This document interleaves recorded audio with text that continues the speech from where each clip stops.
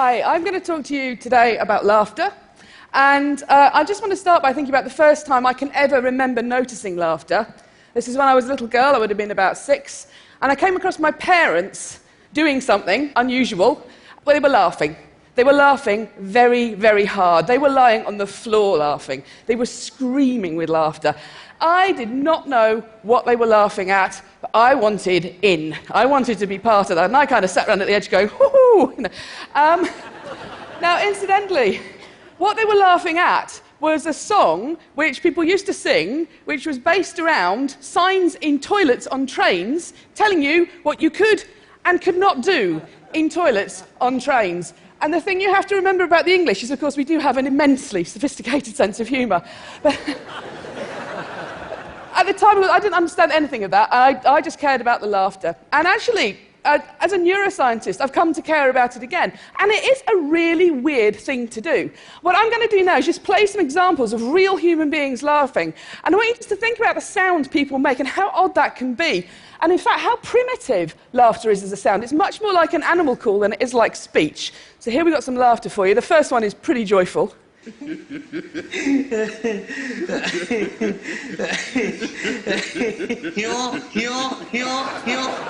We're off.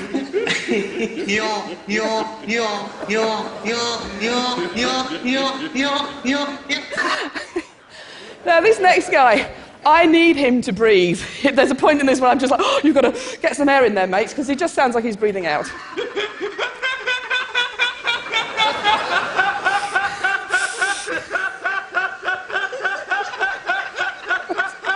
This hasn't been edited, this is him.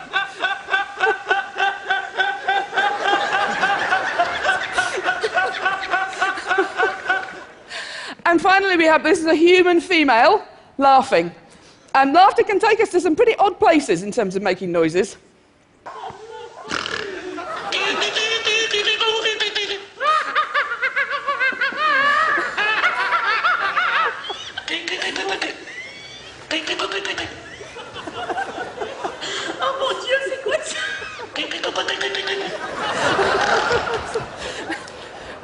She actually says, oh my God, what is that in French? And I think, we're all kind of with her. Yeah, I have no idea.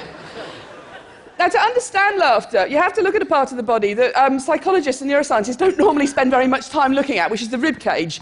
And it doesn't seem terribly exciting, but actually, you're all using your rib cage all the time. What you're all doing at the moment with your rib cage, and don't stop doing it, is breathing. So you use the intercostal muscles, the muscles between your ribs, to bring air in and out of your lungs just by expanding and contracting your rib cage. And if I was to put a strap around the outside of your chest, called a breath belt, and just look at that movement, you see a sort of rather gentle sinusoidal movement. So that's breathing. You're all doing it, don't stop. As soon as you start talking, you start using your breathing completely differently. So what I'm doing now is you see something much more like this. In talking, you use a very fine movement of the rib cage to squeeze the air out. And in fact, we're the only animals that can do this. It's why we can talk at all. Now, both talking and breathing has a mortal enemy, and that enemy is laughter. Because what happens when you laugh is those same muscles start to contract very regularly, and you get this very marked sort of zigzagging, and that's just squeezing the air out of you. It literally is that basic a way of making a sound. You could be stamping on somebody. It's having the same effect. You're just squeezing air out, and each of those contractions gives you a sound. And now the contractions run together, you can get these spasms, and that's when you start getting these kind of things happening. And I'm brilliant at this. Now, in terms of the science of laughter, there isn't very much, but it does turn out that pretty much everything we think we know about laughter is wrong. So it's not at all unusual, for example, to hear people say humans are the only animals that laugh. Nietzsche thought, oh, humans are the only animals that laugh. In fact, you find laughter throughout the mammals. It's been well described and well observed in primates, but you also see it in rats. And wherever you find it, humans, primates, rats, you find it associated with things like tickling. And that's the same for humans. You find it associated with play, and all mammals play. And wherever you find it, it's associated with interactions. So Robert Provine, who's done a lot of work on this, has pointed out that you are 30 times more likely to laugh if you are with somebody else than if you're on your own. And where you find most laughter is in social interactions like conversation. So if you ask human beings, when do you laugh? They'll talk about comedy and they'll talk about humour and they'll talk about jokes. If you look at when they laugh, they're laughing with their friends. And when we laugh with people, we're hardly ever actually laughing at jokes. You are laughing to show people that you understand them, that you agree with them, that you're part of the same group as them. You're laughing to show that you like them, that you might even love them. You're doing all that at the same time as talking to them. And in fact, the laughter is doing a lot of that emotional work for you. Something that Robert Provine has pointed out, as you can see here, and in fact, the reason why we were laughing when we heard those funny laughs at the start, and why I was laughing when I found my parents laughing, is that it's an enormously behaviourally contagious effect. You can catch laughter from somebody else, and you are more likely to catch laughter off somebody else if you know them. So it's still modulated by this social context. You have to put humour to one side and think about the social meaning of laughter, because that's where that's where its origins lie. Now, something I've got very interested in is different kinds of laughter, and we have some neurobiological evidence about how human beings vocalise that suggests there might be two kinds of laughs that we have. So it seems possible that the neurobiology for helpless, involuntary laughter, like my parents lying on the floor screaming about a silly song, might have a different basis to it than some of that more polite social laughter that you encounter, which isn't horrible laughter, but it's somebody's behaviour somebody is doing as part of their communicative act to you, part of their interaction with you. They are sort of choosing to do this. Now, in our evolution, we've developed two different ways of vocalising. Involuntary vocalisations are part of an older system, the more voluntary vocalisations, like the speech I'm doing now. So we might imagine that laughter might actually have two different roots. So I've been looking at this in more detail. And to do this, we've had to make recordings of people laughing, and we've just had to do whatever it takes to make people laugh. And we've got those same people to produce more posed social laughter. So you said, imagine your friend told a joke, and you're laughing because you like your friend, but not really because the joke's all that. So I'm going to play you a couple of those. I want you to tell me if you think this laughter is real laughter, or if you think it's posed. So is this involuntary laughter or more voluntary laughter?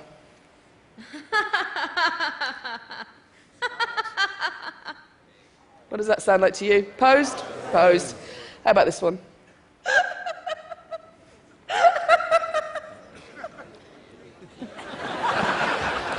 I'm the best. Not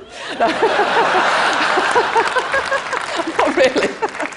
And, now that was helpless laughter. And in fact, to record that, all they had to do was record me watching one of my friends listening to something I knew she wanted to laugh at, and I just started doing this. Now, what you find is that people are good at telling the difference between real and posed laughter. They seem to be different things to us. Interestingly, you see something quite similar with chimpanzees. Chimpanzees laugh differently if they're being tickled than if they're playing with each other. And we might be seeing something like that here, these sort of involuntary laughter, tickling laughter, being different from social laughter. They're acoustically very different.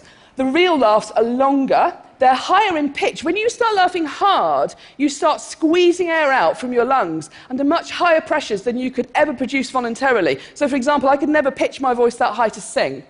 And also, as I say, you start to get these sort of contractions and these weird whistling sounds, all of which mean that real laughter is extremely easy, or feels extremely easy to spot. In contrast, posed laughter, which we sort of think, well, it might sound a bit fake. Actually, it's not. It seems to be, it's such an important social cue. We use it a lot. We're choosing to laugh in a lot of situations. It seems to be its own thing. So, for example, you find nasality in posed laughter, that kind of ha-ha-ha-ha sound, that you never get, you could not do if you were laughing involuntarily. So there do seem to be genuinely these two different sorts of things. We took it into the scanner to see how brains respond when you hear laughter. And when you do this, this is a really boring experiment. We just played people real and posed laughs. We didn't tell them it was a study on laughter, and we put other sounds in there to distract them. And all they're doing is lying, listening to sounds. We don't tell them to do anything. Nonetheless, when you hear real laughter and when you hear posed laughter, the brains are responding completely differently, significantly differently. What you see in the regions in blue, which lies in auditory cortex, are the brain areas that respond more to the real laughs. And what it seems to be the case, when you hear somebody laughing involuntarily, you hear sounds you would never hear in any other context. It's very unambiguous, and it seems to be associated with greater auditory processing of these novel sounds. In contrast, when you hear somebody laughing in a posed way, what you see are these regions in pink, which are occupying brain areas associated with mentalizing, thinking about what somebody else is thinking. And I think what that means is, even if you're having your brain scanned, which is completely boring and not very interesting, when you hear somebody going, ah, ha, ha, ha, ha, ha, you're trying to work out where they're laughing. Laughter is always meaningful. You are always trying to understand it in context, even if, as far as you're concerned, at that point in time, it's not necessarily anything to do with you. You still want to know why those people are laughing. Now, we've had the opportunity to look at how people hear real and posed laughter across the age range. So this was an online experiment we ran with the Royal Society. And here we just asked people 2 questions. First of all, they heard some laughs and they had to say, how real or posed do these laughs sound? The real laughs are shown in red and the posed laughs are shown in blue. And what you see is there is a rapid onset. As you get older, you get better and better and better at spotting real laughter, such that 6-year-olds are at chance. They can't really hear the difference. By the time you are older, you get better. But interestingly, you do not hit peak performance in this data set until you're in your late 30s and early 40s. You don't understand laughter fully by the time you hit puberty. You don't understand laughter fully by the time your brain is matured at the end of your teens. You're learning about laughter throughout your entire early adult life. If we turn the question round and now say not what does the laughter sound like in terms of being real or posed, but we say how much does this laughter make you want to laugh? How contagious is this laughter to you? We see a different profile. And here, the younger you are, the more you want to join in when you hear laughter. Remember me laughing with my parents and I got no idea what was going on. You really can see this. Now everybody, young and old, finds the real laughs more contagious than the posed laughs, but as you get older, it all becomes less contagious to you. Now either we're all just becoming really grumpy as we get older, or it may mean that as you understand laughter better, and you are getting better at doing that, you need more than just hearing people laugh to want to laugh. You need the social stuff there.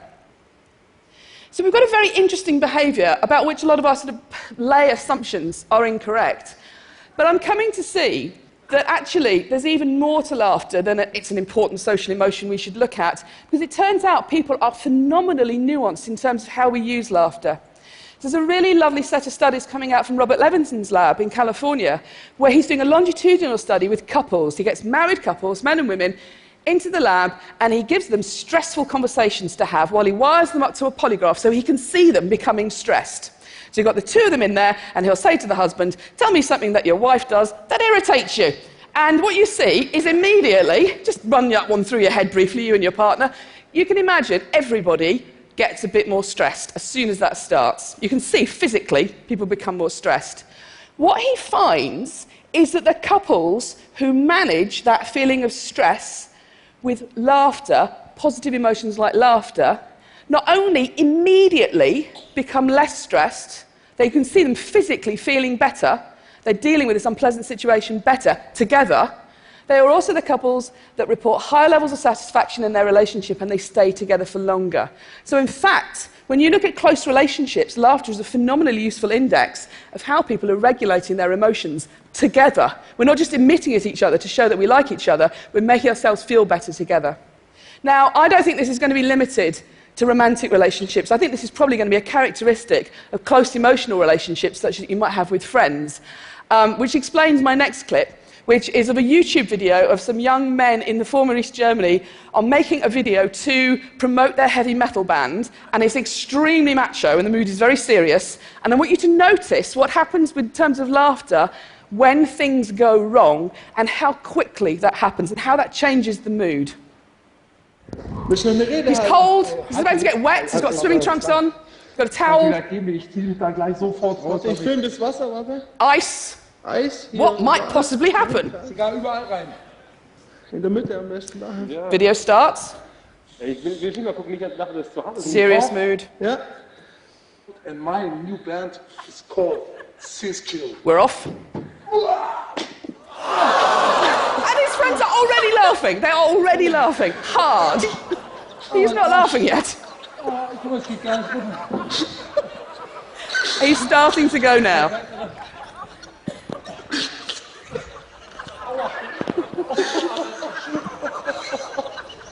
And now they're all off.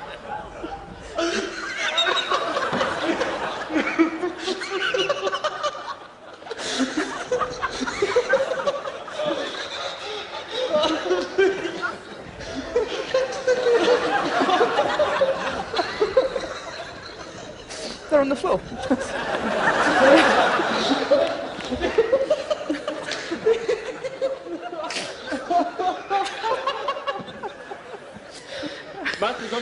The thing I really like about that is it's all very kind of serious until he jumps onto the ice, and as soon as he doesn't go through the ice, but also there isn't blood and bone everywhere, his friends start laughing. And imagine if I played out with him standing there going, no, seriously, Henrik, I think this is broken. And we wouldn't enjoy watching that. That would be stressful. Or if he was running around with a visibly broken leg laughing and his friends all going, Henrik, I think we need to go to the hospital now. Again, that also wouldn't be funny. The fact that the laughter works, it gets him from a painful, embarrassing, difficult situation into a funny situation is what we're actually enjoying there. And I think that's a really interesting use, and it's actually happening all the time. So, for example, I can remember now something very much like this happening at my father's funeral. We weren't jumping around on the ice in our underpants. We're not Canadian. But,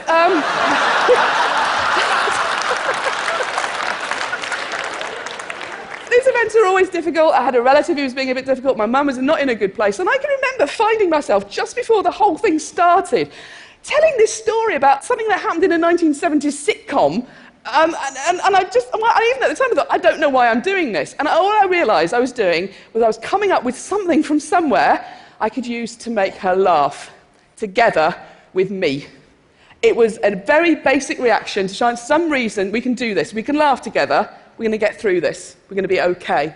And in fact, all of us are doing this all the time. You do it so often you don't even notice it. Everybody underestimates how often they laugh. And you're doing something, when you laugh with people, that's actually letting you access a really ancient evolutionary system that mammals have evolved to make and maintain social bonds, and clearly to regulate emotions, to make ourselves feel better. It's not something specific to humans. It's a really ancient behaviour which really helps us regulate how we feel and makes us feel better. In other words, when it comes to laughter, you and me, baby, ain't nothing but mammals. Thank you. Thank you.